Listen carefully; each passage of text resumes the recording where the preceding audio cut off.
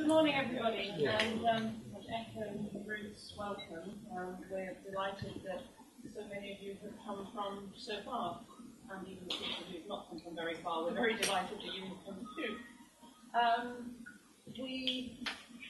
This is the second editors conference. We had the first one last year. We're learning how to do this. We want these conferences to be really useful for you, not only to interact with us and understand what it is that we do and how we can support you and how we can work together better, but also to interact with each other and learn from each other about tips and tricks and ways to edit journals. So, any feedback that you have for us about how we can improve our Editor's Day, we'd be very, very keen to hear, but either in the question and answer sessions during the day, or sort of talk to any of us, talk to the Journal Development Editor, talk to me, or any of the senior people around here. As Ruth said, we've got a packed agenda, and there's going to be short amount of time for questions at the end of my session, but also we've got the Journal Development Forum, we've got Matt's presentation at the end of today, and then at the end of the day we've got a question and answer session for the Publishers Panel. So we do want to have lots of questions and answers, so if we don't have time to do it at the end of my session, please do save your questions for other times when you can. So if I can open that part to move this up. So this is what I'm going to cover. Very, very, very brief. I don't think this is in the history, just a quick snapshot of BioMed Central. Sorry for those of you who have been our editors for quite a long time. You know this, but some editors are even have journals which haven't quite launched yet. And, so we've got a spread of people who have been with us for most of our history, and some who have just joined us very, very recently. So, and then I'm going to talk to you a bit about open access and how it's growing and what's happening with it, and what that means for BioMed Central, how we're changing what we're doing, and especially then how we can support you, what we have done, what we are doing, and what we are planning to do to work more closely with you, to work better with you, to help you more in what you're doing. So, BioMed Central started in 2000. It's our 11th year. We launched our first journal in 2000. We now have 215, and more and more extremely interesting proposals coming to us every day, virtually, of people who either want to publish a new journal with BioMed Central or to move an existing journal that they have. And as I say, we have a couple of very good examples here of new journals we've just started. Our latest one, Journal for Medical Gas Research, we launched last week. We're sitting at the back there.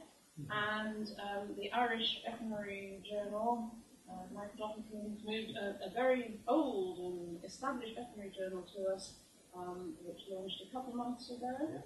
And so, these are two examples of extremely exciting new journals in our portfolio, which have come very recently. This number, every time I put up a slide, I have to change this number. We've now published more than 90,000 peer-reviewed open access articles. Obviously, we're adding to that every day. It's a very, very large number of open access articles, and they increase as I say daily. Everything published under the Creative Commons license. Anyone can read, use, distribute the articles, the research articles we publish. And as you know, the cost for publishing are covered by an article processing charge, some of which are covered by institutions or societies, some of which are paid from research grants, but no subscriptions to our journals, our research articles in our journals. Everything is paid. And it's catching on. These journals, or sets of journals, have all been launched in the last 12 months. Well, actually 15 months. Springer opened, so our parent company, Springer, built a set of open access journals using BioMed Central technology, but in the areas that we don't work. So BioMed Central are biomedical open access publishers within Springer, but Springer Open is publishing physics, chemistry, maths, everything else which is not biomedical, based on BioMed Central's processes and technology. They started thinking about it, started discussing it at the beginning of last year, and there are now 47 or something journals in the Springer Open platform, either which haven't all launched, but it's growing very fast. Wiley, who until quite recently were not very excited by open access, this year they've launched Wiley Open Access. They have big plans for lots of open access journals. Sage, social sciences publisher, has launched Sage Open. Nature has launched scientific research. A lot of big societies, the Genetic Society of America, the ASM, two big physics societies, and physicists have actually been much more reticent about open access in the past than biomedical. Two big physics societies have opened new open access platforms. And then last week, a company of biologists announced Open Biology, and at the same time, the Royal Society announced Biology Open. They haven't got a logo yet, so that's going to be quite interesting. So these are all, and I am sure I have missed some, but these are all things that have been launched in the last year, and the number of new people getting into the open access game, the number of new journals, the number of places where open access is happening is just growing phenomenally. As a snapshot, nearly 6,500 open access journals are in the DOAJ, the Directory of Open Access Journals. A year ago, there were 4,500. The growth is enormous in terms of submissions to those journals. The number between 2008 and 2009 was 40%, and actually calculated 2009 to 2010, but I can show you some statistics in a moment.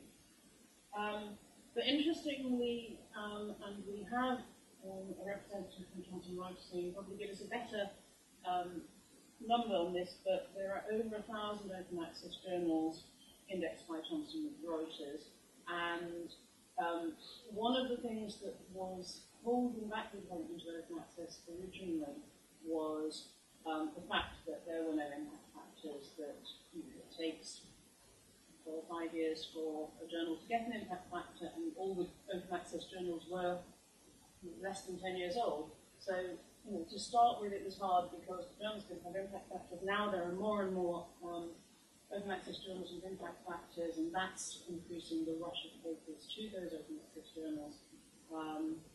And I saw a lovely slide at the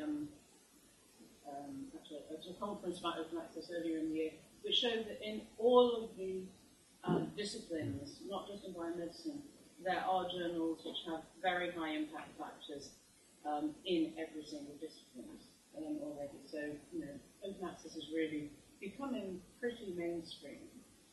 And of course, there are lots of mandates, and that's growing too. So, open access to research is now mandated in over 110 institutions around the world, and by nearly 50 funders, and that number changes every day.